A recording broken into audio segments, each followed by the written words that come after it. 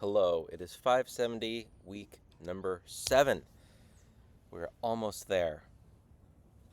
Something else. So, this week we have your big assignment due. But before we get to that, let's talk about a few of the other things. On the week 7 content, there's not a lot going on. There is an article looking at logical considerations, saved on behalf of Gutenberg.org. Dig into that if you don't know about that. We also have our weekly Microsoft Flip response. Our discussion board this week is the illustrious David Foster Wallace. This is good stuff.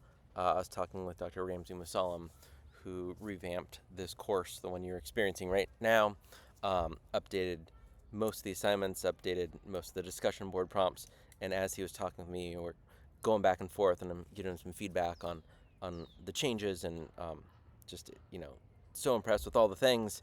And then he's like, "Hey, check out the yes, this is what we do." I sound like so nerdy right now. He's like, "Check out the week discussion board video." And typically, I don't wake up in the morning saying discussion board videos. So I was just like, "Okay, Ramsey, got it," but also was like super curious. So that was that. Years ago, I'd seen this talk, I think. But sure enough, he's like, check it out. So on the drive home, queued up the video right before I got in my car, hit play and drove and listened to it. And I was like, there it is. Such a powerful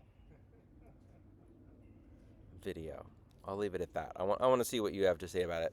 But I'm very excited about it, and left messages for Ramsey, letting him know.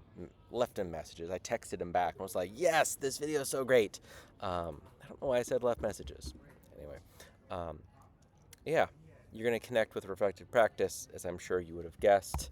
The big thing this week, at the end of week 7, is assignment number 4, your presentation, the reflective practice presentation. So, you're going to post a public link to Canvas. It is a significant assignment. It is 100 points. It hits 2 of our course learning outcomes. You're going to make a multimedia presentation reflecting on what you've learned in the course. It's pretty simple. So let's break that down a little bit. Multimedia. It's going to have visual elements. You're going to be narrating it. The Google Doc that walks you through it recommends Screencastify. It's a great tool.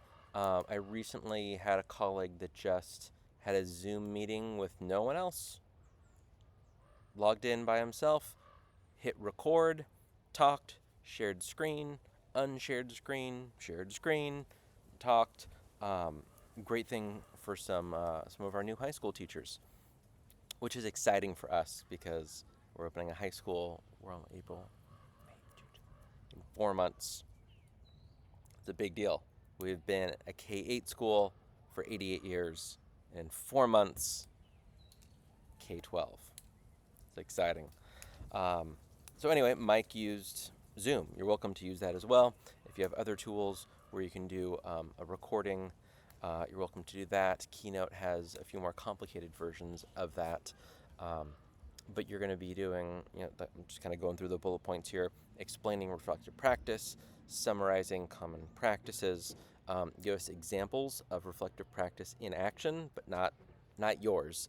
You're going to explain external and self. You're going to summarize external and self, give us a description of how this reflective practice informs your teaching, particularly around a piece of new tech. Like, all of this should sound familiar. You're like, we did that in week 2, week 3, week 4, week 5. And then you're going to take that video, that asset, that link, and share that out.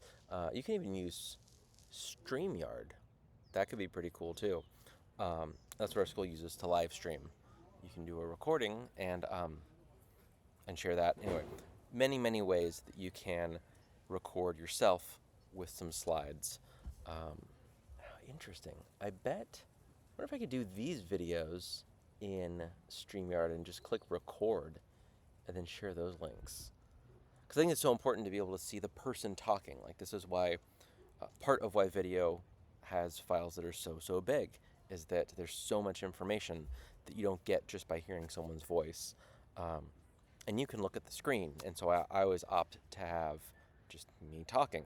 And you can scroll around and look what I'm looking at without me being teeny tiny in the corner.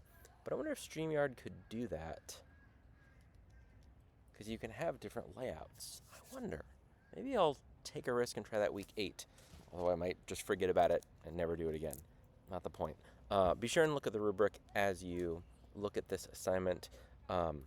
There is a section in the rubric towards the bottom, general aesthetics. Take a look at what that means.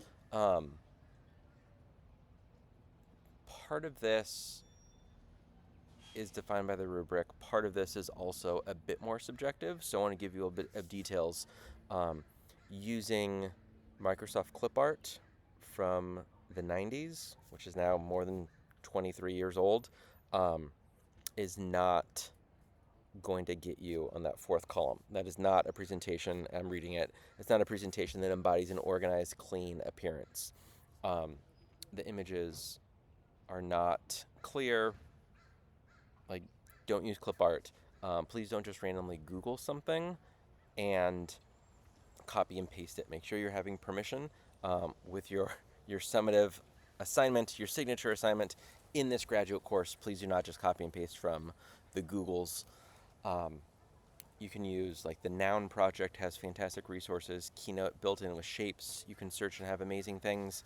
I've been playing a lot with Midjourney, the text-to-image generator, the AI bot. I did that with some 5th graders today, and we created some images looking at climate crisis and racism in America. So you can get some pretty powerful things. So that is all for that. Noun Project's a great resource. And that is the end of week 7. So as you have questions, please reach out. And happy week 7, everybody.